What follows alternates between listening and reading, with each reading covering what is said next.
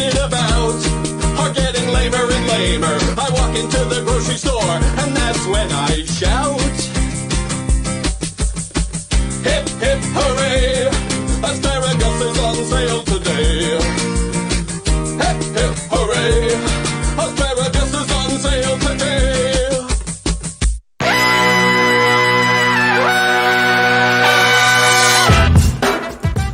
Good morning, sweet world, and welcome to the No Dunks podcast on the Athletic Network. It's Friday, February 12th. This is The Drop. I'm J.E. Skeets, and alongside me, we got Mr. What You Need to Know, Tass Mellis. Hey, everybody. Hey, Tassie. We got the Bass Master, ripping them lips, Trey Kirby. Hey, yo. Hey, yo. We've got the international man of mystery taking it to the max, giggling over asparagus, Lee Ellis. That is so me, that guy right there. That's so Lee. Oh, yeah, man. And last but not least, making the magic happen once again with those cold opens. It's JD. Hello. There he is, and here we are. Shout out to the stream team on a Friday, joining us live right now on YouTube. Guys, please like and comment and subscribe. Share the show. Appreciate all of you that joined us last night for our NBA happy hour, especially our guest, Amir Blumenfeld. He rolled through. He stood for the entire time. It took me back to the starters days where Trey was just standing for the entire show. But we had a lot of fun. So if you haven't watched that yet or listened to it, it's up on YouTube, of course. We went about 2 hours hanging out last night. Talked a lot about towels at the end. And the towel strategy that you have, the towel rotation. JD, Nora was watching a little bit. She actually was like, I feel so bad for JD. What's going on in that house with these towels and the animals that you're living with and the way they treat a towel? She felt legit bad, yeah. Oh, thanks. Are those socks? Are those socks still sitting on the living room floor 6 days running? They're gone. Oh, yeah. Oh, maybe someone was watching Happy Hour. I think they heard me. Oh, interesting. So go check that out. A lot of fun with Amir, and we'll probably be doing that next Thursday as well. We'll let you know for sure, though, later on. Okay, keep your questions and your comments coming for the next Beach Steppin' podcast, no dunks at theathletic.com. And you guys know this, immaculate items always available at nodunks.com. Lots of No Dunks merch, hoodies and crew necks and T-shirts, some shorts, and we've, of course, got the coffee mug, too. So go grab that. Okay. Fun drop. We got worst of the week nominees. We've got we haven't never really decided who is doing tweet of the night, so we'll figure that out as the show goes on. We've got some second returns in the fan voting that we can address, but just sort of quickly with the games last night, there were some entertaining games. So some takeaways from these ones. Steph Curry going off again, Lily. 10 threes. I mean, this is stupid at this point. 10 threes, 40 points. Warriors hold off the Magic.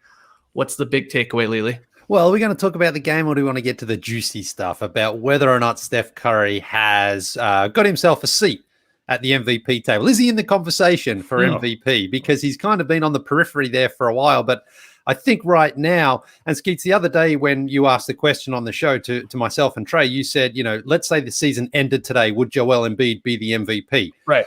But I think for this question, I'm going to project out for the remainder of the season, because if the season ended today, I don't think Steph Curry would or could win MVP. But I think there is a path for him to get there if things go a certain way throughout the season. There's a few factors, a few criteria there. Obviously, the first one and the most important is that he keeps playing at this high level and the Warriors keep winning, because Steph can't win the MVP, in my opinion, if he has a Russell Westbrook-like MVP season where the team only won 45 games. I think Steph has to get his Warrior, so it's a little bit shorter, of course, this season with 72 games only, but I think Steph has to get the Warriors up to sort of third or fourth in the Western Conference at best. I think. You don't think he can do what Westbrook did? No, because Steph's already won 2 MVPs. He's a 3-time champ. He's already done those accomplishments. Russell Westbrook hadn't done those at the time, and it was like that triple-double 30-point season, that sort of like Durant's gone, oh my God, Westbrook's done something we've never seen before. I think Steph Curry has to have the Warriors winning. Then you have to look at a couple of other guys who he's competing against. And the first one and the biggest one, I think, is Joel Embiid, who's having by far his best season. But can he maintain it? Can he stay on the floor? And can the Sixers keep winning? Because Embiid is a guy who has had significant injuries in the past, and hopefully he stays healthy. But let's say he doesn't, then that could seriously affect his candidacy, which I think he's ahead of Steph Curry right now. And he's going to kind of get the narrative vote, the storyline vote of like, he's really living up to his potential if he stays healthy and the Warriors, the Sixers keep winning. And then you've of course got LeBron out there as well. Now, LeBron, I think, is the early season favorite. I picked him as the early season favorite. A lot of betting websites and even media votes sort of have LeBron as the leader right now. But will this maybe almost count against LeBron at some point if he just sort of stays at this incredibly consistent level?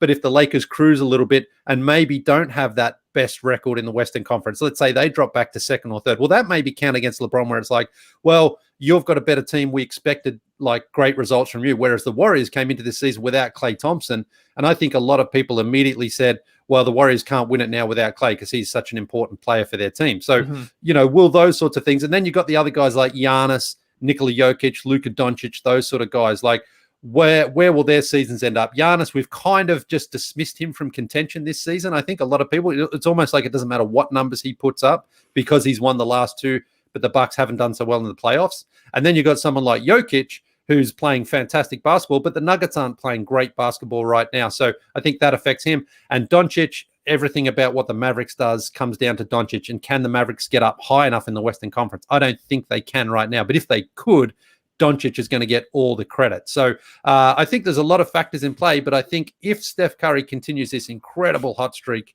scoring, shooting, doing just amazing things, really taking us back to that second MVP season where he led the league in scoring when the 73-9 Warriors were unbelievable, then Steph's going to force himself into contention. But as we sit here today, I don't think he can. But if all those things happen throughout the course of the season, then there's no reason why he can't be a three-time MVP winner. Yeah, Tass, if he keeps averaging 35.3 points per game and, shooting basically 50% from distance, like 8, 9, 10 threes a game, and they win, like Lee's saying, this is what he's been doing basically over his last 8 games, Steph Curry.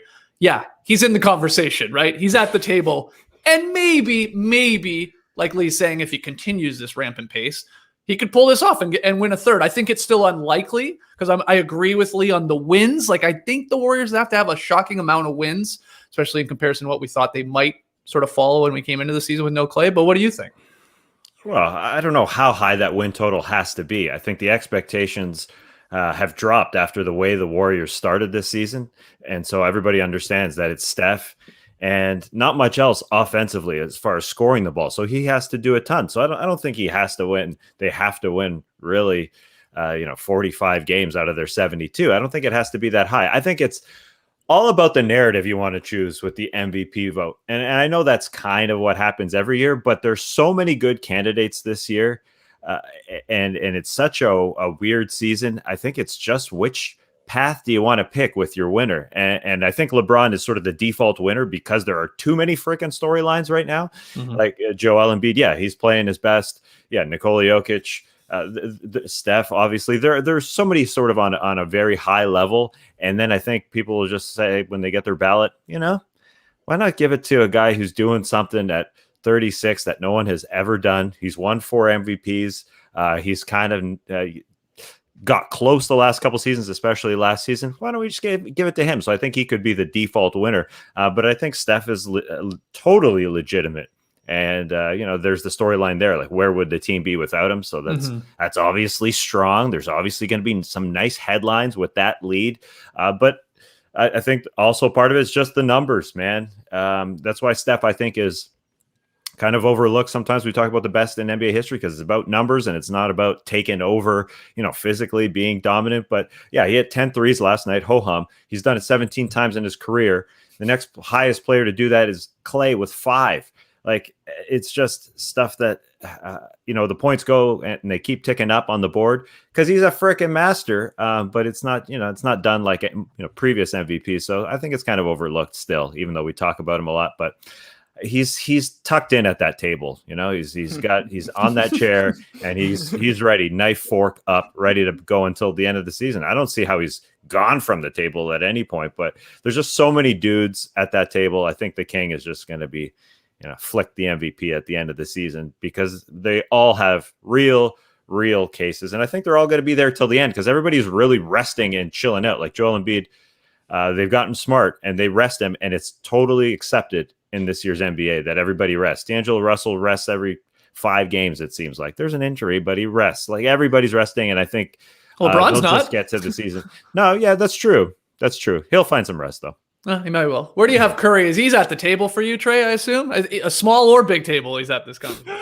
Yeah, we need to officially figure out how many people are allowed at this table. Because, I mean, 4 is a nice double date dinner reservation. Yeah. No doubt about it. Is Curry in the top 4? I think he's getting close at the very least. Embiid, LeBron for sure are there.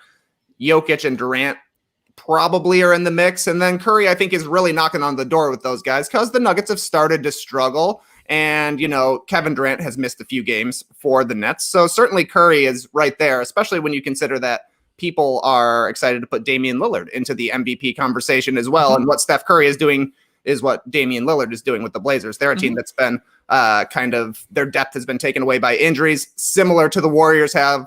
But Curry is just balling right now. He's looking like the unanimous MVP Curry of old.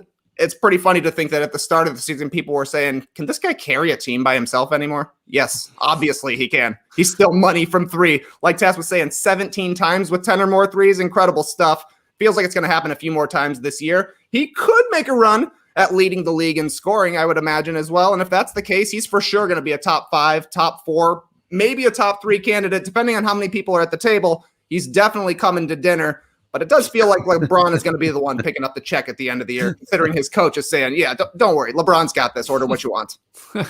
Yeah, we'll see. I mean, last night's shots, too. I know this is nothing new with Curry, but it's always nice to be reminded. And Steve Kerr, after the game, Lee, was like, Steph hits these threes there where there's nothing happening offensively, and then he just uses his dribble, because he's got some of the best handles in the game, to free himself up, gets that little bit of space, just some inches there, right? And then rises up, and you expect them to go in when he's feeling it. And that's what was happening against this Magic team. By the way, the Warriors needed all 40 of these points. They needed all of these threes to win the game. And I think that helps, the MVP case for a guy like Curry. When he's on the floor, Warriors are plus 67. When he's off, they're minus 12. And I saw, Nick Friedel tweeting that one out. I think it was Tom Haberstroh, actually. So we know, we get into the what's it stand for? MVP, most valuable. Well, is there anyone more valuable to their team than Curry? That's what people are going to start saying here if they haven't already, right? Yeah, he's knocking on the door to have a seat at the table to join the conversation for him. No, okay, hold on. Let's just clarify this. I thought we've done this before. I think we're going more than 4 at the table, though I agree 100% with you, Trey. I'm thinking it's a round table, though. That's you go out, you get the round table at a nice restaurant. That's great. The conversation is flowing. You're not just stuck talking to the person next to you. Yeah. I feel comfortable with 6 or 7 even. 6. I'll go 6. The 7-man reservation, right? Yeah, I'll go 6. Well, you got a couple couples, and then you got the one friend maybe in town who might come out. I'll go 6. Does anyone have any objection against that? 6 are at the MVP table conversation. They are sharing meals. 6 are at the table, but someone says, well, if someone else turns up, we can just squeeze another one onto this table. Right. It's easier. I think it's easier to do that on a round table than a square table. 100%. Yeah. 100%. Now, sometimes you're going to your leg's going to hit like a table leg, right? You have to pick a side, might have to straddle it. That can be uncomfortable, but I'm with you, Lee. It's a little easier to squeeze in. Okay. 6 is the reservation, but you can always slip in a 7th. All right. That's where we're at. So Curry is 100% there. Yeah. Okay. Just one thing though, talking about the way that they execute those plays, because I'm scouring now every game for very solid plays. I get to watch tons of the Warriors because Draymond Green's an incredible passer of the ball.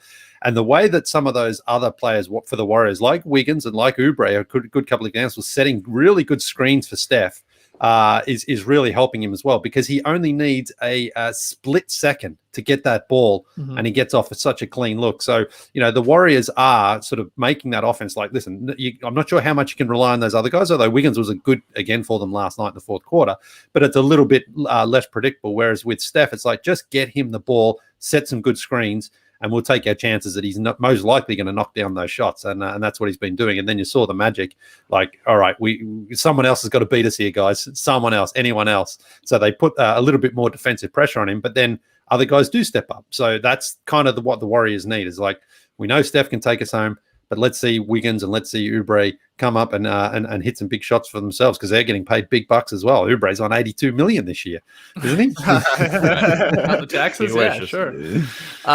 Would you bet, Tass, on Curry having another 60-plus game in him this season? And I was even going to go as far to say, because I know Trey threw it out there, I think a couple shows ago, like, is 70 in play with him the way he's shooting right now? Obviously the 3-ball.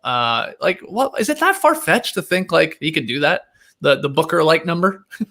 What's on BetMGM? I imagine a 60 plus. The smart defenses are taking him away a lot of the time. Like the Spurs, 2 games in a row, they allowed 32 points with like 4 to 6 eyeballs on him at all times. Right. But you're going to play some bad defenses in the NBA, so I could see 60. Yeah, I could see if there's a line out there. It's probably like a plus 1,000 or something for a 60-point game. Oh no, not that high. I wouldn't think. I mean, it's almost likely. 60 is a lot. Yeah, 60 is a lot. Don't be wrong. 70. Yeah, we're definitely. You think 60 is likely? Well, I'm saying it's not plus 1,000. Yeah. Right? Okay. Yeah, Okay. I mean, it's Leah. Would you bet on I'll that? take that bet if he's getting another 60-point game this season for sure. Yeah, it feels like would that. say, yeah. Will I mean, he nearly beat had his one own this week. record of threes made in a game? Yeah. Right? He has it, right? 14? No, that's Clay. Oh, Clay has it. Sorry, Yeah. Clay has will Yeah. he get it back is what I mean. think Yeah. Steph's best is 13, I think. Yeah. But I think he's got another 60 in him for sure. All right, let's hear from the stream team. Tweet at us at No Dunks Inc. If you were a betting man or woman, would you be putting some coin down on Steph going for 60 plus again in the season? Because he is on fire right now. 53 for 101 from beyond the arc in his last 8 games. 101 threes he's taken in his last 8 games. And it's like, okay. You don't even blink at it, really. Incredible. That's like 15 minutes before an episode of The Starters for Lee Ellis, though. 101 threes, no problem. No problem. That is true. Our next game, he was his name got thrown around there. I couldn't really determine whether he was at the table or maybe he is squeezing in, but it's Damian Lillard, guys. Not Melo, but Damian Lillard scored 30. Melo caught fire, and the Blazers beat the 76ers. Really, really entertaining late game. I stayed up for this one. 118-114. Melo is the story from it. It was fun. It was vintage Melo, I think Stats called him. 24 points off the bench, including 16 in the fourth. But the back and forth affair late in this one was really, really entertaining. You had Gary Trent Jr. breaking the tie at 109. So he put the Blazers up 3. Lillard then added a basket. They're up 5. They look like they're in the driver's seat. Well, here come the Sixers. Embiid, little pull-up around the free throw line. Splash, it goes. Then Ben Simmons, who had an unbelievable game. He played really good defense on Lillard. Got them in transition, pushed the ball, Ben. Found Seth Curry, the other Curry. He hit a 3 to tie it at 114, 22 seconds to go. Then Melo gets tripped, bumped by Tobias Harris. He goes to the line, hits his free throws, 3 seconds remaining. And then the Sixers, I did not love what they were running here at the end. I don't know what Harris was doing either. He stops midway coming to the ball, but Sir Robert Covington sort of jumps the passing lane, gets the deflection, gets the steal, and game is over after Lillard ices it out with the free throws. Fun one. And you got a bunch of MVP candidates right there, Trey, with Lillard. He was playing in this with the 30. Like I said, Embiid was a monster.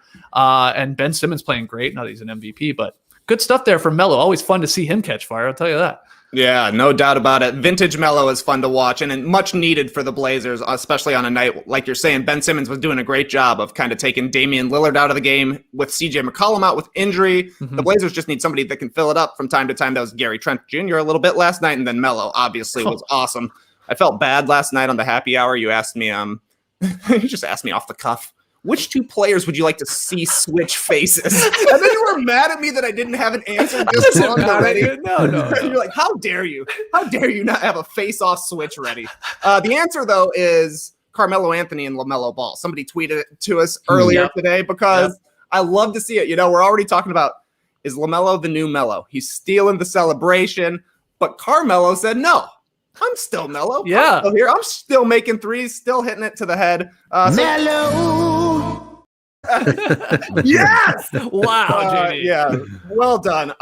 But watching Melo get hot, it's a throwback. It's fun to see. And, if there's going to be 2 good Melos in the league, I'm here for it. They're on completely opposite sides of the country. I don't think we're going to have to deal with Melo versus Melo all too often. And when they get together, they'll probably, 3 to the dome it together. Yeah, and it's nice that one's super young, one's very, old in his NBA career. I like the timing of that. JD, you actually have that photo that Trey is alluding to from Yannick, because that was going to be my tweet of the night. the face-off photo. I don't know if you want to pop it up there, but there it is. Do not like it at all.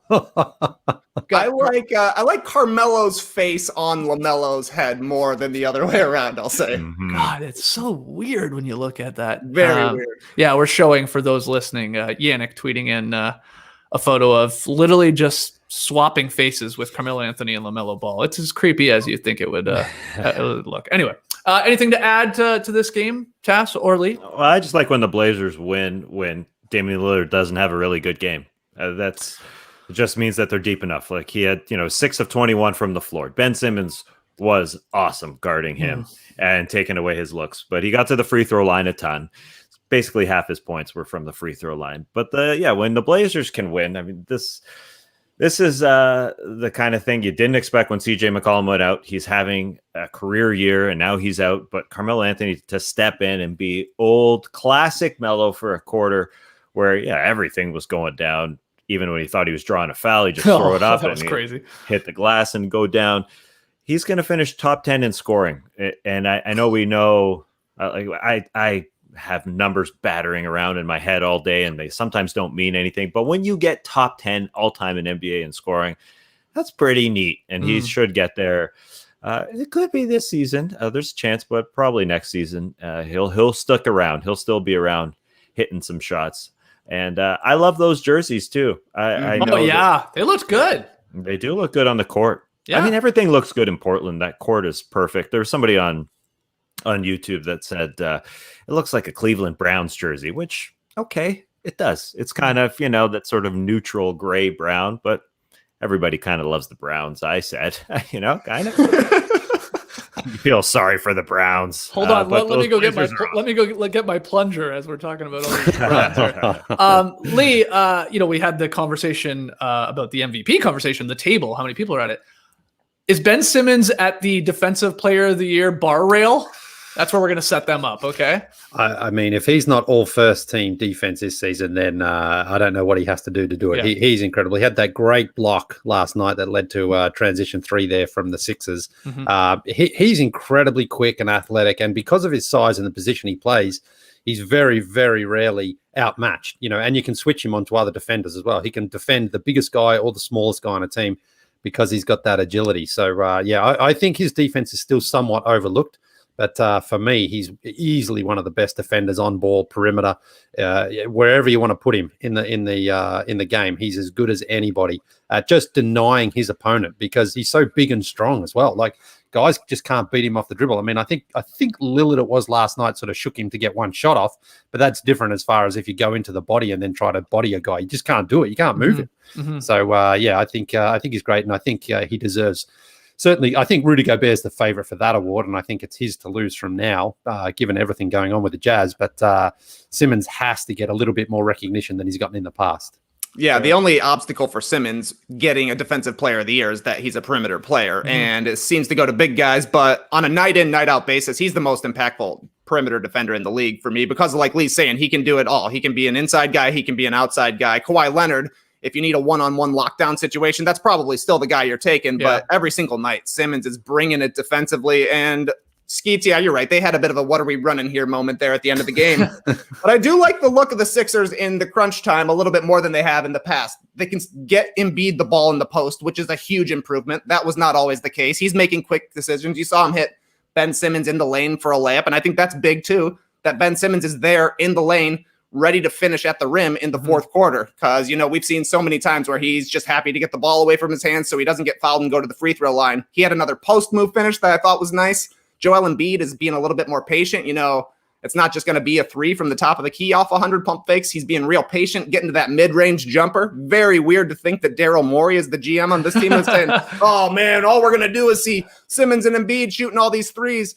Meanwhile, Embiid is a mid-range monster right now. He's shooting 50% from the mid-range, and you see it every single time. He just takes his time, gets the pump fake. The guy bumps off him. He's got a little bit of space, takes a dribble, a 15-footer, and it's money. Sixers crunch time offense is going to be, or has been, an issue, at least in the past couple of seasons, but they look a little bit more organized right now. They lost last night, but I don't think it was because they were doing dumb stuff until maybe that last one. Yeah, just that last play was weird. Again, I don't know why Harris just straight up stops and looked like him and Bede were going to collide too. There was just like whoever was throwing, I forget who was on the inbounds pass, but like, yeah, just throwing it into traffic there, like just way too many bodies there. Yeah, didn't love that, but you're right. Really entertaining game, especially for the nightcap there. So go check out the highlights at the very least. Quality win from the Blazers, maybe one of their best wins, I think, of the season. All right, the other games, I'll just throw them at you guys, and if there's anything you want to address, feel free. Jimmy Butler, triple-double, leads the Heat past the Rockets. Semi Ojeleye and Payton Pritchard helped the Celtics take down the Raptors 121-106. My God, if it's not Brad Wanamaker now, it's Pritchard. They just, both of those guys hit 6 threes. It was unbelievable shooting performance from them. They beat the Raps. And then the Pacers snapped a 4-game skid with the 111-95 win over the Pistons. Anything jump out at you there, Trey? Well, I think all these games kind of run together for me a little bit because Philadelphia, Milwaukee, and Brooklyn kind of have separated themselves in the Eastern Conference. So the question is going to be who gets the 4th seed in the East, and we saw 4 contenders for it last night. Miami is definitely rounding into form, as expected. 5-2 since Jimmy Butler returned. They're now 9th in defense. The offense, still a work in progress, but it's going to be 3-pointers and free throws. Jimmy shot 11 free throws last night. The pressure he puts on the rim opens up the drive and kick game. 15 threes for Miami last night, 5 for Duncan Robinson, 5 for Illinois boy Max Strus, who might be the next Duncan Robinson, also might be the next Tess Mellis. He's got a similar look. Yeah. Like Can't argue Maxey. that. Yeah. And honestly, Max Strus is more handsome than Hedo Turkoglu, and Tess Mellis is more handsome than Hedo Turkoglu. So I'm willing to call Tess and Max the same guy. Anyways, you look at this other game. Raptors lost last night to Fast PP and the Beantown boys, but they've recovered well after a 2-8 start. Don't forget they are playing all of their games away from home in a different country. I think we can give them some credit for surviving the first 10 games of the season because obviously they're playing a little bit better right now. The Celtics, they got 2 All-Stars. Kemba Walker, he's struggled so far. They've had depth issues. I think that's going to continue, but they will probably make some sort of move. So you imagine the Celtics will be there. Then we got the Pacers. They looked like they had a chance to be that 4th team in the East early in the season. They've hit a rough patch. In 20 and 21, they are 9-12. And you're seeing the limitations, no doubt, of Sabonis and Brogdon. They don't always have an advantage every night, but on the nights when Sabonis is able to really bully somebody, they look great. They are missing TJ Warren. They need somebody who can just go out and get a basket. But I don't know, a nice win for the Pacers. So my question to you guys, if you were guessing, who's getting that 4th seed in the Eastern Conference come playoff time? Of those teams specifically? Yeah, because I think that's the next team. Yeah, I think you're right. I think I go Celtics. I do. I mean, I think Kemba, I believe still in Kemba. I know some Celtics fans like trade Kemba, do all that. He's going to be fine. He's going to round into form. The guy was coming back from an injury. And then you've got, like last night was a great example. The Raptors, wisely, try and take away Brown. Try and take away Tatum. With no OG, by the way, without their best defender. And they did a pretty good job on those guys. But man, those guys, like, they're not afraid to pass the ball. There's some playmakers in them. And these guys were just Semi Ojeleye and Pritchard. They're getting a lot of good open looks, and they're in the NBA and they can knock them down. But I go Celtics as much as that pains me to say. I think of those teams we're talking about, I believe in them the most. Tess, agree, disagree? You go Raps, you go Heat? Yeah. I'm fine with the Celtics. They also lost Jason Tatum for several weeks already this season. And yeah, Kemba does not look like himself. And Nick Nurse loves taking away the stars from the other team. Yeah. Did a great job. And Payton Pritchard he's capable. Yeah, he can bang home those shots. He's obviously very, very confident. And then, Semi Ojeleye, I mean, what the heck are you going to do? Second start of the season, he just bangs home shot after shot after shot. And the Raps were tired. It's fine. I'm fine saying that. It's an excuse, but I don't care. I mean, they're hitting the front rim a ton in this game. And so they lose. But yeah, the Celtics have got off to a better start than the Raps and the Heat. The Pacers have slowed down. They need Karis LeVert as well. You mentioned TJ Warren. I mean, they're super banged up as well.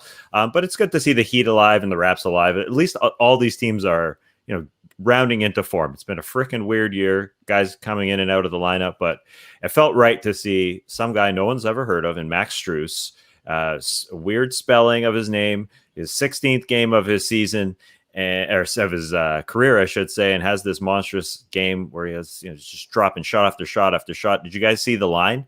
21 points, go ahead. 0 everything. 0 boards, assists.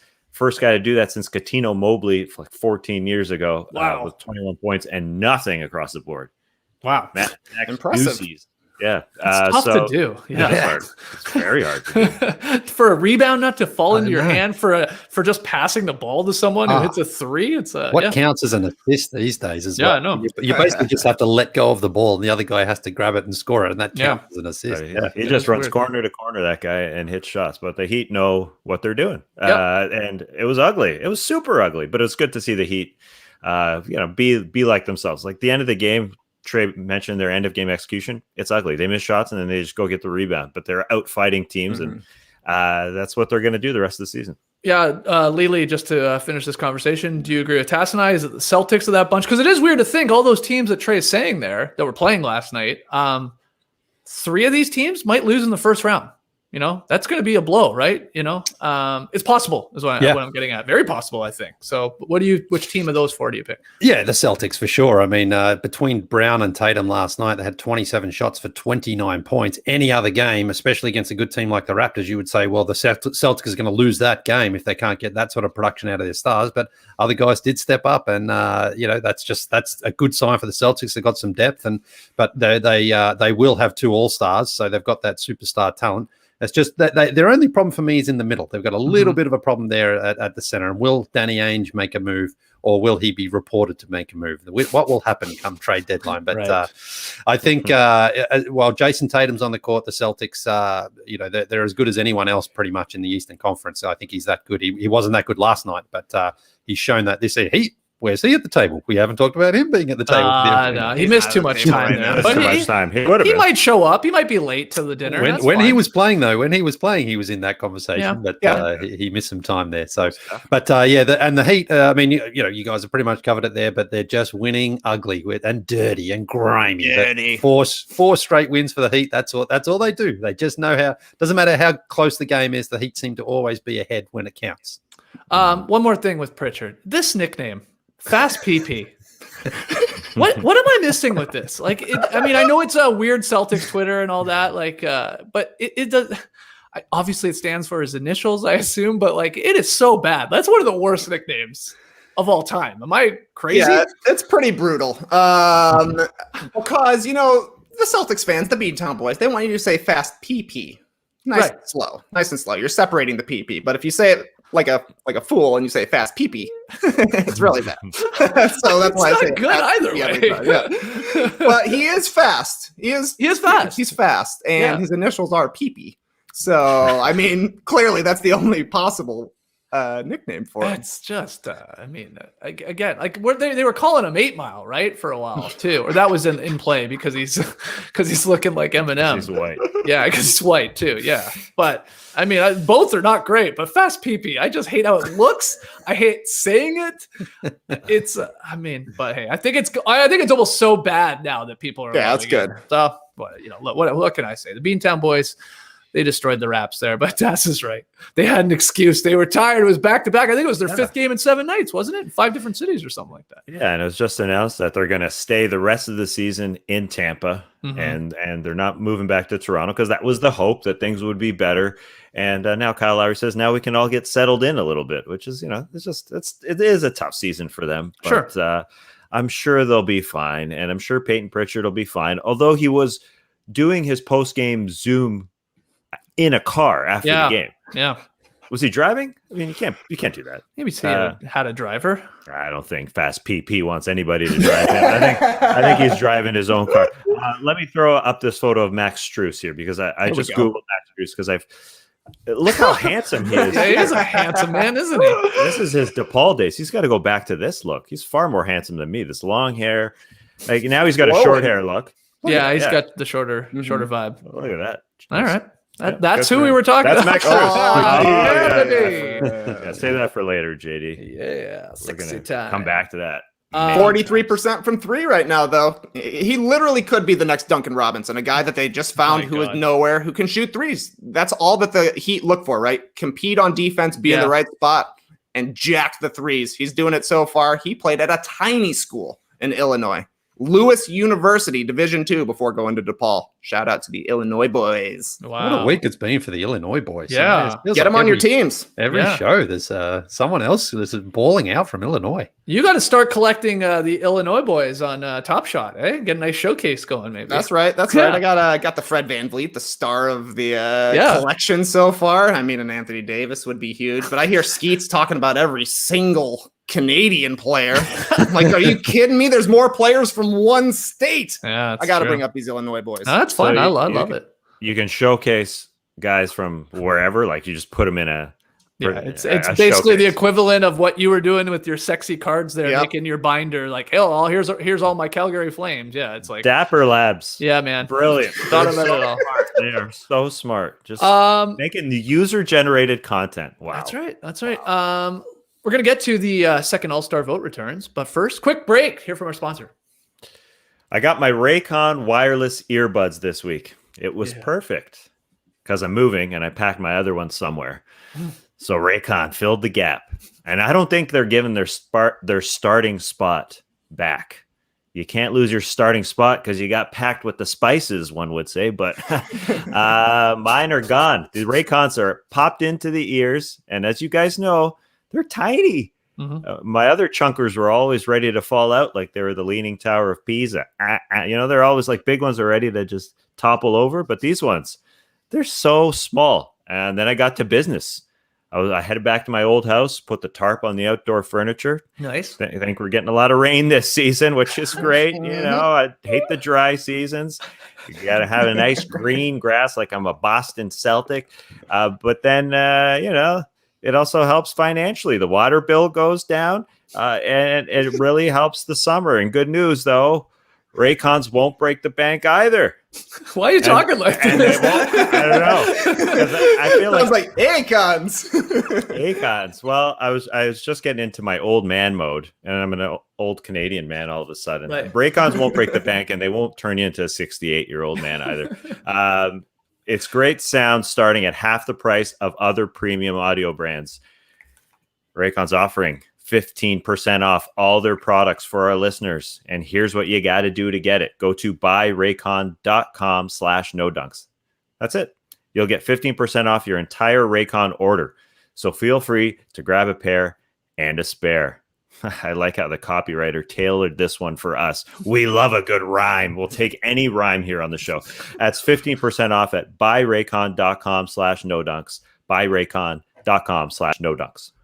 All right, second All-Star vote returns. Lakers, LeBron James, and the Nets, Kevin Durant, continue to lead their respective conferences in the second fan returns for All-Star voting 2021. Dropped yesterday. Let's take a look at the West votes. Not a whole lot has changed. If we were just going by this, and we're not, because it's only 50% of the vote in determining the starters, we got LeBron, the Joker, and Kawhi Leonard as your front court guys in the West, and then Steph Curry and Luka Doncic eking out Damian Lillard there for the second spot at the guard spot. Biggest surprise, Tass, from our second returns? Is there anything of note to you? Well, I guess that no one cares about more than 3 guards in the West. Just looking at the numbers, Right. Steph over 4 million, Luka near 2.5, Damian Lillard over 2 at the top of the Western Conference guards. Then fourth, it's a mere 479,000 votes for Donovan Mitchell. That's less than a quarter of the votes of the third guy there. And to top it all off, Klay Thompson, a guy who hasn't played, is in 8th. Right. So nobody cares about beyond Steph Curry, Luka Doncic, and Damian Lillard. And my eyes focusing primarily on Donovan Mitchell, who's got the best record in the freaking NBA, leading that team.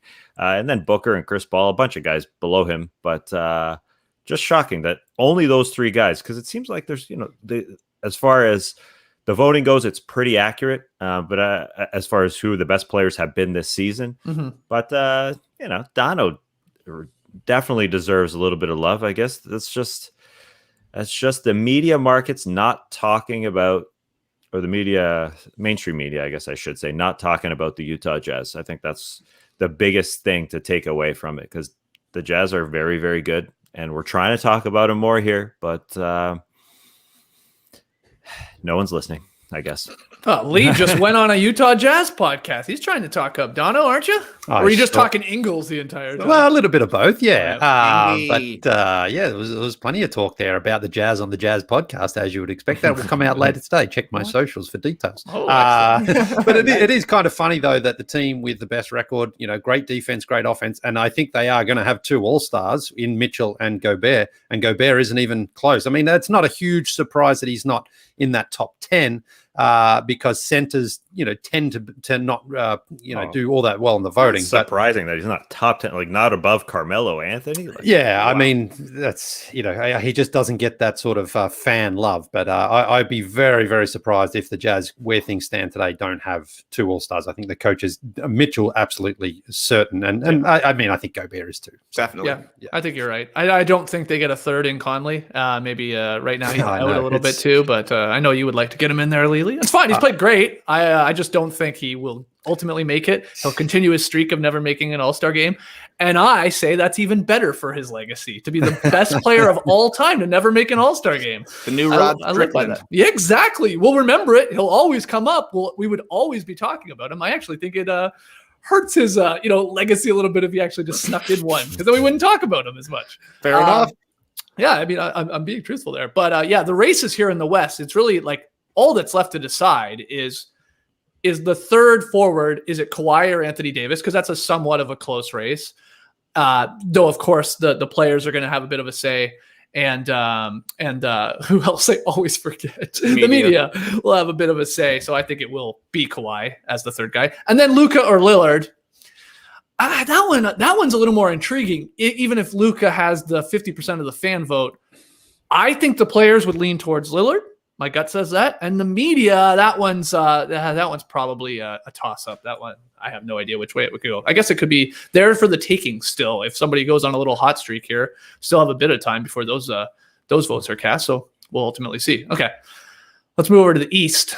Trey, same question. As we take a look, I'll just let you know, if you're listening, it's KD, Giannis, and Joel Embiid. Those are your bigs. A majority of the votes in the front court. Tatum a distant fourth. And then the guards, Bradley Beal still in first. And then Kyrie Irving in second. And Harden sort of on his heels there. But biggest surprise from the second fan returns, Trey? I don't think these changed at all from the first returns. So to me, the biggest question of this is, where's LaMelo?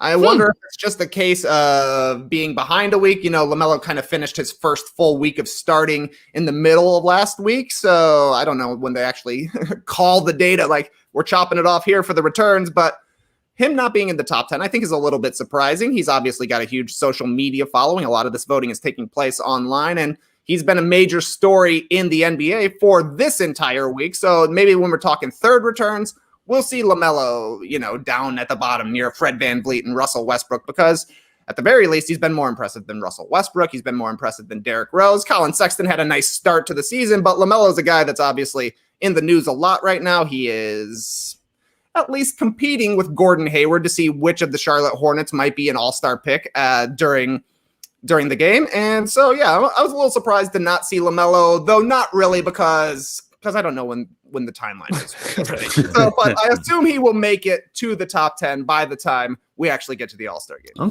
Okay. Well, it's coming up soon. I think they announced the starters next Thursday. And then I know the reserves come pretty quickly after that. I think early then the next week. So we'll have to actually make our selections here on the show after we, we'll just wait. I mean, I know people get so excited about making their all-star picks. Ziller's already done it. Moore's already done it. Zach Lowe just did it with Kevin Arnovitz. Like, people just can't wait to do it. Relax. I know. I mean, I start to get worried, Tess. I'm like, Jesus, should we have already done this? Like, what's going on? But it's like 30. We're doing our picks after the game. Yeah. That's what it should have been. Yeah. No, the All-Star game is 3 weeks away. Yeah. Well, they're announcing this stuff, though, pretty soon. I think what we should do, though, is let's just wait at this point. They'll announce the starters on Thursday on TNT, like coming up here. We'll probably have a watch party going on. And then on Friday, so a week from today on the Drop Podcast, we'll make our picks for the reserves. And then we'll at least know who the starters are, and then we can make our fill out the rest of the rosters and have our debates then. Make sense? Why not, right? Because then I think they announce them actually early next week, like I said, on the Tuesday. So, all right. Anything to add there, Lily, from these returns? Just that I'm happy that Bradley Beal has held on to his lead there as the leading guard by a big margin too over Kyrie Irving, because Beal is having a great season, but it's on the Washington Wizards, and that just is not a market that usually gets any sort of national traction. And I'm so happy to see him there. I think he's going to hold that lead, and so that doesn't automatically mean he'll start though. He's still got to get the not automatically. I think his chances would be high though. Yes, because the players are gonna. I don't see why they would hold Bradley Beal's crap team against him. Yeah, personally, maybe the media does a little bit more, but and I think Harden will suffer a little bit from the media vote because of the start of the season. So I think Beal's in a pretty good spot here to be the starter alongside Kyrie Irving. I agree. Okay, let's get to worst of the week. Ladies and gentlemen, the worst of the week. 3 nominees for you. Let's start off with Golden State Warriors Draymond Green. You know where I'm going with this one. It's an on-court play against the Spurs, 9 seconds left, down 3. Steph is hot like fire. Draymond gets the inbound and decides to chuck it up basically from mid-court when you see it. What is happening? He thought he was getting fouled, but I mentioned 9 seconds because he had time to dribble, have a quick sip of coffee, and then pass to Curry, who could take his shot. But Draymond decided to go for it, and why he's also the nominee, not just the on-court play. But he didn't cop to it post-game. He was asked about it. He said it was the smartest dumb play in NBA history. What does that mean? I mean, you're trying to draw a foul, I guess. Yeah. So that's the smart play. But he thought he was being smart. Yeah. But you're not going to draw a foul back out there. You got the IQ, man. You are the smartest player on the floor. But yeah, you're not going to. And you just missed 2 free throws. I was going to say, why? That's my favorite part. It's like, you were going to knock down 3 free throws, were you? I think I'd be betting against that. I think the odds are unlikely, but yeah, okay. How often does this work at all, where you chuck up the 40-footer because you think you're going to get fouled? I remember Chris Paul, another notable high IQ guy, trying it in the playoffs, chucking up a 40-footer because they thought he was going to get fouled. Don't do it. Just actually get fouled, I would say, is the smart play. I mean, you're only taking 2 free throws, but at least you're taking free throws. Yeah. No, it doesn't work often. Definitely not Draymond Green from 35 feet, I would say either. Which is why, to me, no matter what, it's a dumb play. The odds of it working, it's not going to happen, man. Yeah. That surprised me just with the time. If there was 1 second to go, it was like, okay, there's not really much he could do. But he still had plenty of time. There's tons of time. Just to get it to Curry. DeJounte Murray was doing a good job trying to deny Steph. But, big time. You know, I think Draymond, just knowing how good his basketball IQ is, you would hold it, look up, okay, I've got 2 or 3 seconds here to make some sort of play to get it to Steph, because Steph needs less than a second to get that shot off. Doesn't matter where he is, it could go in. So that surprised me about it. Yeah, and Trey brought it up on the Daily Show after that game. Pop doesn't usually foul too. Like, he doesn't do when we're up 3 and you have the ball, we'll play the foul game and we'll do that. He does not do that. So, Draymond should have known that, really, that it was like sort of unlikely that a guy would come in there and try and just take the quick foul, and maybe you could goad him into the shot and get the ref to give you 3. But not Pop. But anyway, that's a good one. Yeah, and it made me think of their last season in Golden State together, Draymond and Kevin Durant, where they had the fallout. Draymond Green brought the ball up, didn't give it to Kevin Durant, and it seemed to be the last moment where they, I don't know, it kind of just. It was the beginning of the end. Final. Kind of. Yeah, for sure. And they play on Saturday. ABC. Warriors. Do they really? Wow. Yeah. I saw people in the stream team were saying Steph could go for 60 against the Nets. That's a good point. Maybe, but it's also a national TV game against a good team, so the Nets are playing defense. Yeah, that's true. That's also a good point. Yeah, they don't want to play defense, but when it's a good team, they'll play defense. Next nominee here, the Charlotte Hornets. Because they allowed Kyle Anderson of the Memphis Grizzlies to hit 4 threes in 2 minutes in the exact same spot. He's on the far corner. Bang. All from the exact same spot. This is not a joke. There's 5 possessions in a row. Kyle Anderson missed on one of them, and he had all the time in the world to chill out. This is a third quarter to start the quarter, and the Charlotte Hornets came out of there he is, looking good. But that was a quick release on that one. Yeah. And then he goes slow-mo for the final one, the fourth one 4 straight threes. Oh, wow. And then he talks to the That bench was too. a slow one. Oh, has some words. Timeout. Old Chevy Trax. You got to guard me out here, Trax.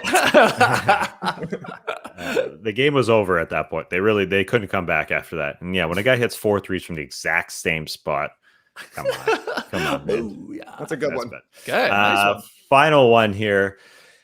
It's a fan of the show who gets Worst of the Week nominee, Sam Yonono. And he should have Yonono'd a lot better. He's been a fan of the show for a long time. And he saw this TBT that I put up. We've shown it a couple times on the show now. Yep. Sexy time. It's me hanging out with my sports cards, sorting them out. As my one hockeys. does. It's me having sex with my sports cards. Hanging out with my cards. Yeah, it's a seductive look for sure. I was hanging out there for a long time. This was a TBT. It was several years ago, and I finally got to sorting them out. And there's a lot of hockey logos in there. There's a Calgary Flames logo, very prominent. There's other sports cards, but Sam Yonono writes, hockey cards? Really? Yeah, I'm Canadian. Yeah. You know that the show originated in Canada, Sam Yonono. So I understand people don't know what hockey cards are. Like they just don't get that people trade hockey cards. But that's my home country where they put the skates on their feet and they skate around and they play the hockey game. And even though I wasn't much of a hockey player, of course, I loved hockey. Who doesn't love hockey growing up in Canada? Not too many people. Basketball, I love more. But Sam, you should have no-no'd a lot better. A lot better. He's usually watching. I can't see him in the stream team here, but hopefully he will. Or maybe we lost a fan. Hopefully he will have a retort. But yeah, I hope so. Yeah. What's his possible retort? I mean, come on. I guess he's just saying, "Oh man, I thought better of you, Tax. I can't believe you were a hockey fan when you were 12 years old." Yeah. Those are prime years. Those are good hockey collecting years when I was that young as well. Yeah. I mean, that's when peak sports cards. Mm-hmm. Yeah. You know? Oh, I don't remember Tass when because we're basically the same age. Like when we were young in Canada, especially. I don't really remember buying or wanting basketball cards or baseball cards. It was all hockey cards. I remember. Oh, peachy, baby.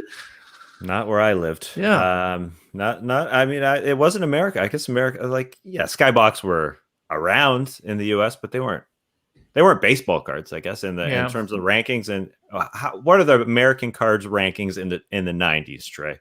Like baseball probably cards. baseball, right? Yeah, baseball cards, and then I would say basketball cards. Yeah. The Upper Deck and the Skybox sets, particularly for me. For me, it was baseball until like 1991, and that's when they started coming out with the cool Skybox, and then it was game over. Oh, Yeah. really? Okay. I remember I got into a fight with my next door neighbor, Dwayne Kelly, over cards, I think. Who knows what we were arguing about? We were like 10. But a Grant Fuhrer card got ripped up out of rage. I'm furious. Yeah. That was don't worry, we were best friends the next day. It didn't matter. That's how it went. It's like, we're next door neighbors. What are we gonna do? We gotta be friends. You didn't ever get into a fight with old Stinky Pete, did you? Over No, would you stop saying that? Jesus. Stinky Pete came later in life, man. Oh, Grant Fuhrer, he's a Hall of Famer, huh? Yeah, I mean, I think it was actually a good card man. at the time. Yeah, I wish we could take that one back. One of those rare I think it was goalies. like the classic, like we're both holding it, like give it to me. Like, yikes. One of those- Yikes. Yeah, that's a nice one. Yeah. Rare goalies that caught with their right hand. Grant Fuhrer. Don't see too many of those. Oh, I nice. think, anyways. Back in my day when I watched hockey, it's been a while since I watched hockey. But yeah, I had thousands of cards, and I still have a decent amount. I love when I shuffle through them and I find a football card. There's a random NFL card in there. What the heck is this? What are you doing People in here? collected NFL cards, I You got a guess. Speed Tasker wearing a big double helmet. John Beebe. What was like when you went through it, if you can remember, Tass, like was there anything where you're like, oh, this might be of some value? Like this is a good card or a rookie card for anyone in particular? Or not? Not that one that I didn't know prior. Like I have I've got a lot of Calgary Flames in screw down cases, like those big plastic cases. Yeah, baby. That if you got a fight with Dwayne Kelly and you want to use a screwed down case against them, you could do some serious damage. Right. Hurt somebody with that. Yeah, a serious concussion. But nothing that popped up like, oh, this guy was a scrub. And I mean, it's been so long that I would have already gone through it. Right. You're not stumbling upon like a Ken Griffey Jr.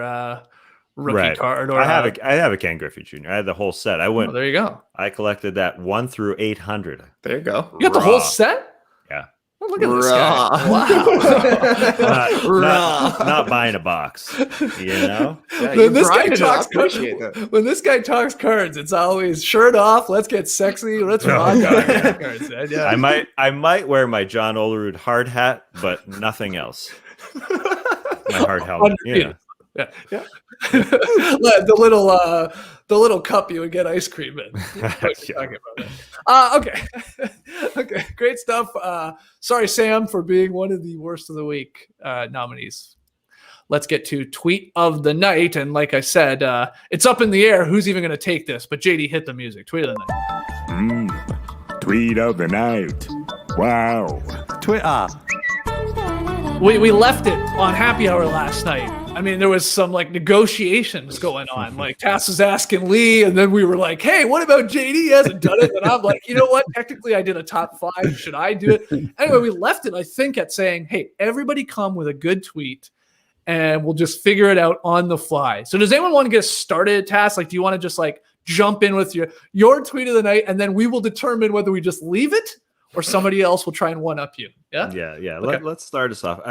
First of all, I asked Lee on Twitter yesterday. You know what Twitter needs? Not Twitter, on Slack. Sorry. Yeah. You know what Slack needs? It needs a red feature. Like this man has read your Slack message because I sent it. Lee just went radio silence on me. Didn't want to respond because he didn't want to do it. I understand. No. You sent it. Let me see what time you sent it. Let me see what time. Plenty. It was early, man. It was POT. Plenty of time. Just gonna check. POT. No. So you sent it at 8:31. I was horizontal right into the Bernstein Bears at that time, so I didn't see it until I came down. Oh, I saw a red dot on your name. I think you're around. I guess you're. No, but that meant my laptop was open. My computer was open downstairs. Well, next time, pull down the little thing, reading Berenstein Bears as your status. No, I mean, I had because I know I was coming straight back down to hop straight into the stream, so I had the computer open, I had the laptop open, but I wasn't around. See it. All right. See, that's why it needs a red feature on Slack. Yeah. All right. Tweet of the night. I'll start us off. If you saw, the Warriors want Toscano Anderson, a ridiculous celebration. Classic Warriors, Steph Curry hitting a shot, but Juan Toscano Anderson celebrates way before Steph Curry puts it up. He goes like full Chris Duhon with the arm, Wind and it the full full rotation on the floor. So that's awesome for him. Then Bleacher Report tweeted out the video, which was their caption was, Steph Curry's teammate, very excited. So Juan Toscano Anderson said, "Hello, I've got a name." He got to Twitter and he retweeted Bleacher Report, said, "Hi, I'm Steph's teammate. My name's Juan." So I just like that with the emoji with the hand raised. It's me. Oh my God, his Twitter handle is Juan on Juan. Yes. Yes. Oh, that's incredible. It is incredible. I wish it's strange. I don't know why he went with 10. Yeah, his number. He's wearing 58, right, on the floor. 95. Yeah. 95, Sorry. I thought it was. Yeah, he's a real Bembry with it, is he?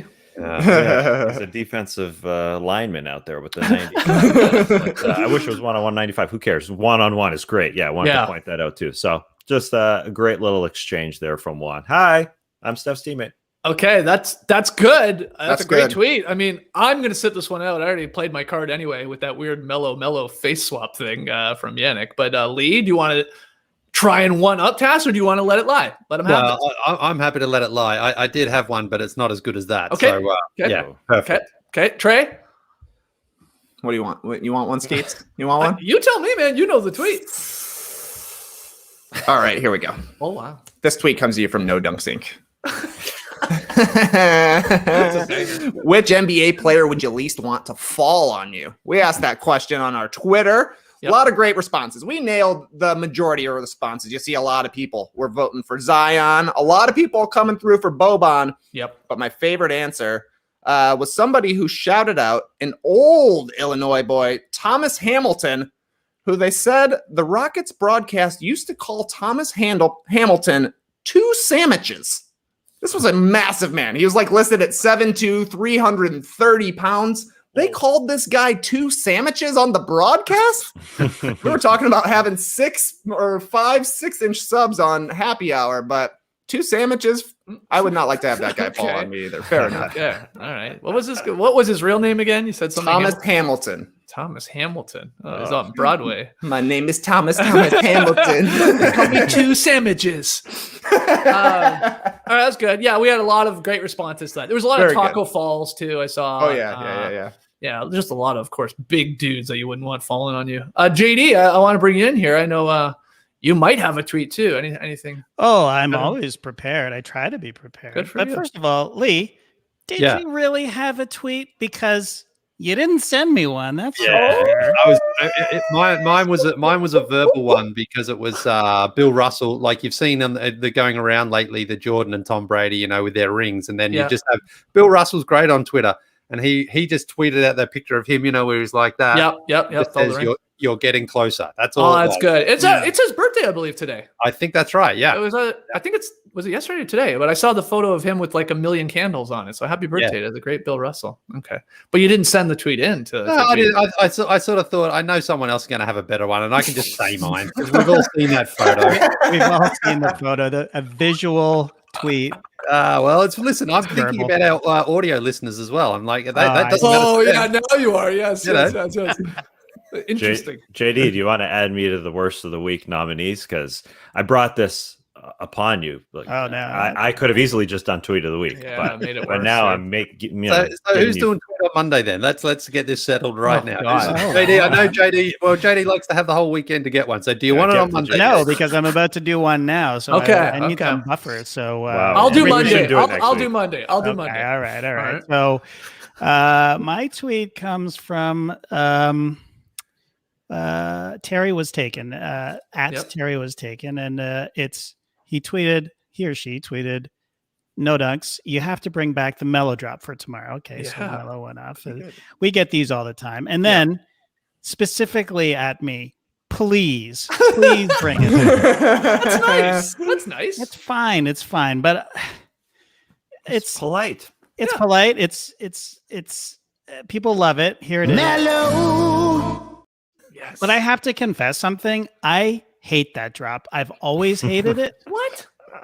I don't know what it is. I just don't like it. I disagree. Everybody loves it. I get it. But there's certain things. I think where it comes from. I didn't like the parody song, and it just bugs me. It just gets under me. You know how sometimes things get under your skin, and it's just every time it comes up, I'm like, huge eye roll from me, and then Melo.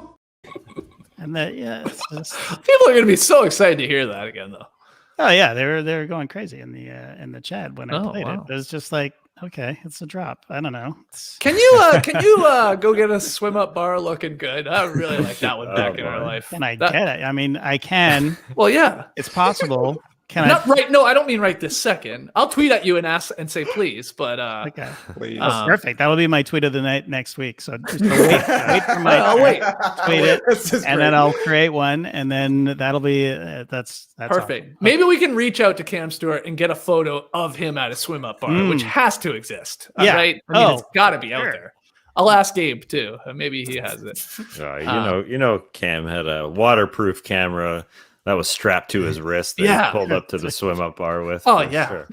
Yeah. Okay. So we'll try and get the photo of Cam, if it exists, at a swim up bar, add the video element to the photo element to the audio drop, and then there we go. Bob's drunk. Yeah. Okay, great. That was a really convoluted tweet of the night. Let's not do that again. Let's just decide. So you're on Monday, Skeets. You're on I'm locking it. I know, man. You're on Monday. All right. What about this tweet? All right. Pick 'em results. It was the Raptors Celtics game. Celtics were favored by 3.5. We talked a little bit about this game. They got the victory. Ojale and Pritchard catching fire. So Lee, you swerved. You had the Celtics. You had the Beantown boys. You're marching with them right now. So you got the victory. You're 4-5. Loss for everybody else. Drops Tass and I to 4-5, and Trey's right behind us at 3-6. So not the greatest start here for your boys in February. I'd like to see us get over 500, or at least a couple of us. So let's try and do that tonight, Tass. What's the game? Where are we going? There's like 26 games on this weekend, but obviously focusing on Friday night tonight. Where do you want to go? Big battle tonight. battle of the two best teams no one really wants to talk about. Bucks versus the Jazz.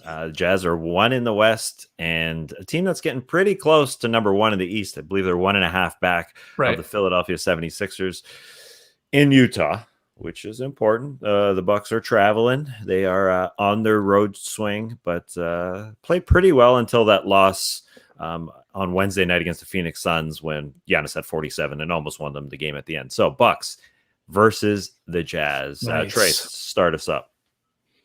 I think I'm going to go with the Jazz here. They've been playing really well, and they're at home. Maybe the Bucks are tired. I don't know. I don't know if that's actually going to be the case, but I really like what I've been seeing from the Jazz lately. They went on a huge win streak, lost the game, started another huge win streak. Yeah. Great stuff.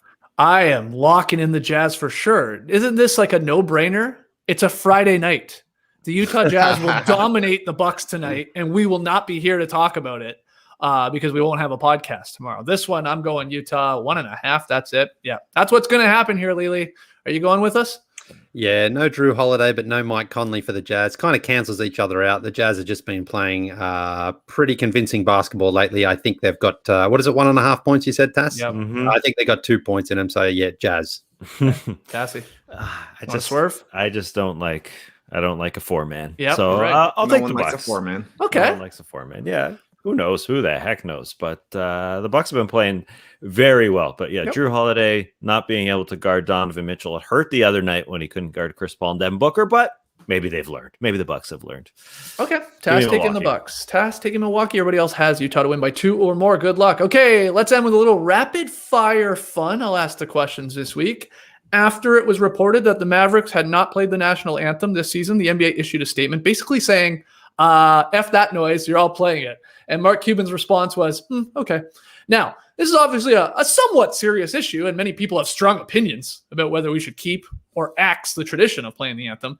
But let's have some fun with it. This is rapid fire, after all. Guys, if you were in charge and we got to replace the national anthem with any song you want, what song are you picking and why? Lee? Yeah, well, people didn't even know the anthem wasn't being played in Dallas. Then quite a few people got upset. They all got horny for the anthem again. So if you want to get horny before a game, let's get real horny. Let's go with I Want Your Sex by George Michael. Let's get everyone up there dancing and jiving. That'll get people in the mood for a game of basketball. Okay, yeah. We'll take our shirts off. Yeah. All right. Tass, where are you going? I'm not going sexy. No. I'm going to go, excited. I'm going a little off the board for me. Enter Sandman by Metallica. Oh, wow. Okay. Like it's kind of like Trey's Big Beef bit. At first, you're into it, but the intro lasts a little bit too long, so maybe you might just drop out for a sec. But then it comes back with a vengeance, and you can't stop. It's a slow build, but not too slow a build, and before you know it, you're banging bodies with everybody around you, ready to watch some basketball. So I think it's a good pump up for me. Okay. All right. Trey, I have a wild guess where you're going to go with this one, but what's the song you're picking to replace the anthem with and why? I don't think you're going to guess what I picked. What do you think it was going to be? Well, I thought you might just go like classic 90s high school basketball warm-up song, like a Rough Riders anthem. My national anthem. Yeah, Rough yeah. Riders anthem. Yeah. Stop, drop, shut them down, open up shop. That's a great choice. I actually wish I would have picked that now, but I think I have one that has universal approval, which is tough to find these days. American Girl by Tom Petty. Okay. It's about America, about somebody from America. About a girl. And it would have a great sing-along part, once you get to the part where I assume the anthem performer would be doing the part that goes, oh yeah, all right, take it easy, baby, make it last all night. And then the rest of the audience chimes in with the make it last all night. Be a magical performance. Oh, I'm so happy I asked that question. Great answers, guys.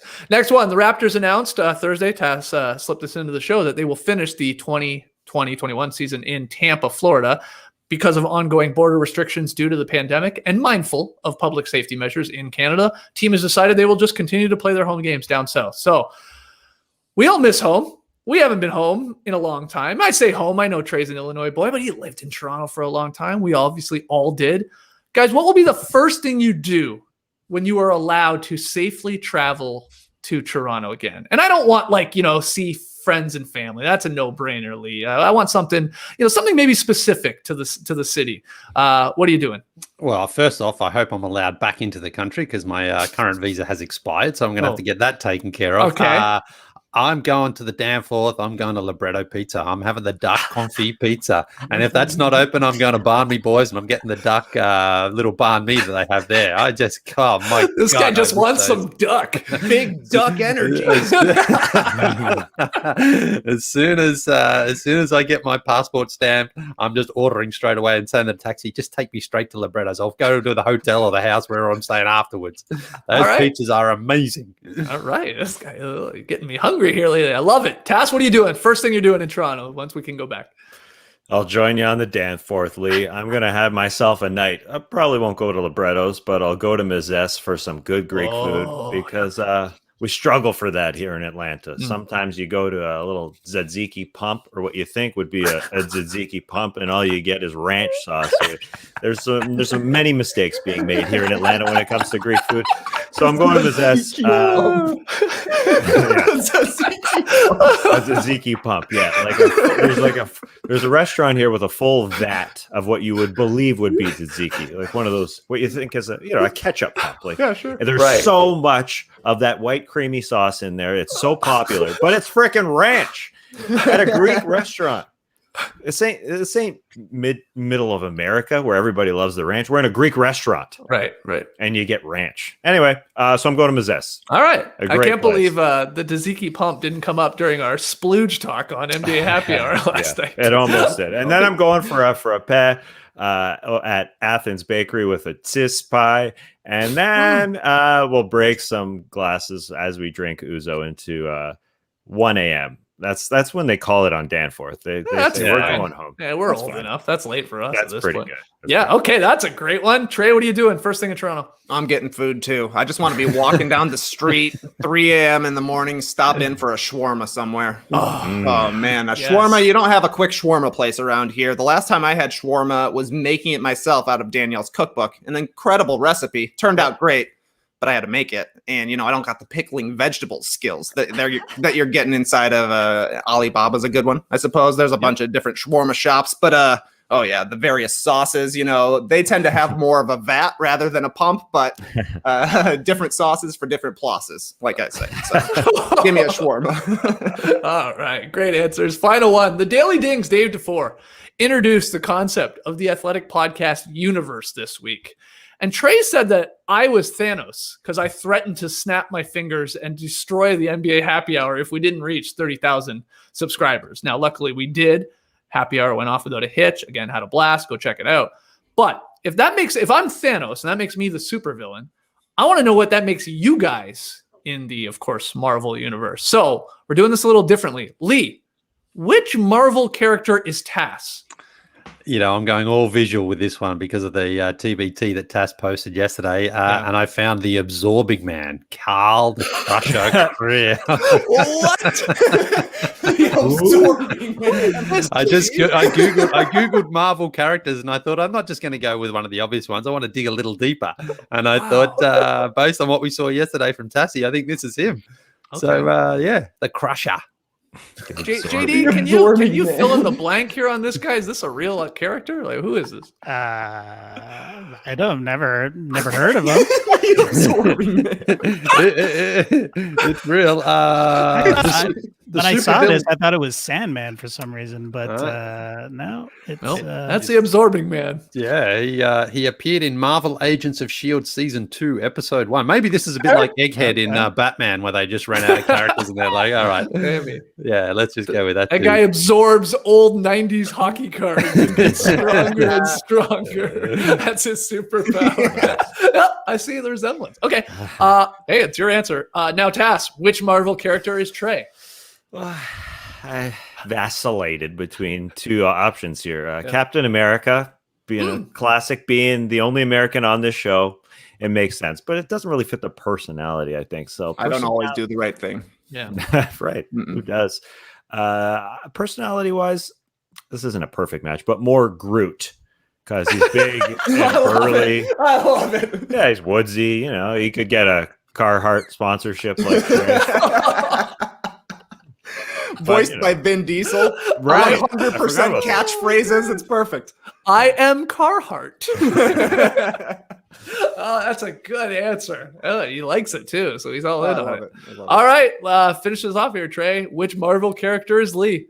Same team as Tassie's. Lee, according to myself and Joe Cahindos, says that Lee is Drax the Destroyer, the Dave Bautista character from Guardians of the Galaxy. He sees the world his way, and then he states it plainly. And it is always hilarious. And just like Tass and the Absorbing Man are both obviously jacked. Same with Lee and Drax the Destroyer. Right. Drax is doing it. Oh, JD, you're killing it, man. Oh, it's so good. I guess we'll end this off by asking the stream team or anyone listening, you can tweet at us. Who does that make JD in the Marvel universe? JD, does anyone come to mind? Anyone you would love to be associated with? Who I am? Yeah. Oh, I'm Thor. By far. Oh. Yeah, just with you got the giant beard. Well, I got a big beard. Thor gained some weight, and I've been gaining a little bit of weight over this pandemic. So I'm incredibly sexy. I'm from a faraway land that you literally have to cross a rainbow bridge to get to. So nice. There's well that. done. Nice. I don't know. So you're like sort of you're pretty blunt. I feel I'm like Thor is like just gets to the point, right? Yep. I'm pretty good with a hammer. Yep. Are you? Not really. But I enjoy holding a hammer.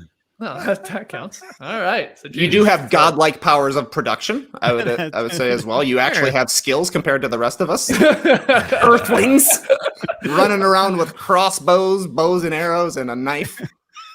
And I know he was only saying it because I was threatening to get rid of Happy Hour. I am definitely not Thanos. I'm Ant-Man, apparently, as people were saying in the last stream.